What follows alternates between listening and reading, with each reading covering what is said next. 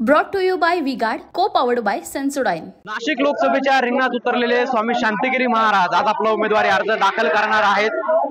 खरं तर स्वामी शांतिगिरी महाराज यांनी या अगोदर देखील एका मुहूर्तावरती आपला उमेदवारी अर्ज जो आहे तो दाखल केला होता। त्यानंतर आज पुन्हा एक उमेदवारी अर्ज जो आहे तो आज शक्ती प्रदर्शन करत ते दाखल करणार आहेत। आपण जर दृश्यांमध्ये बघितलं तर स्वामी शांतिगिरी महाराज यांच्या भक्त परिवाराकडून या ठिकाणी मोठ्या प्रमाणात गर्दी जी आहे ती करण्यात आलेली आहे आणि थोड्याच वेळात स्वामी शांतिगिरी महाराज शक्ती प्रदर्शन करत नाशिकच्या जिल्हाधिकारी कार्यालयाकडे रवाना होणार आहेत आणि त्या ठिकाणी आपला उमेदवारी अर्ज जो आहे तो दाखल करणार आहेत। खरं तर आपण या ठिकाणी बघितलं तर स्वामी शांतिगिरी महाराज यांच्या भक्त परिवाराकडून या ठिकाणी पोस्टरच्या माध्यमातून विविध सामाजिक संदेश देखील देण्यात आलेले आहेत।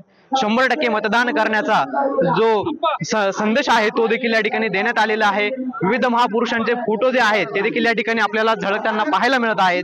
थोड्याच वेळात स्वामी शांतिगिरी महाराज हे नाशिकच्या जिल्हाधिकारी कार्यालयावरती शक्ती प्रदर्शन करत दाखल होणार आहेत आणि आपला नाशिक लोकसभेसाठीचा उमेदवारी अर्ज जो आहे तो दाखल करणार आहेत। पवन Yewale, TV9 Marathi, Nashik. Brought to you by V-Guard, co-powered by Sensodyne.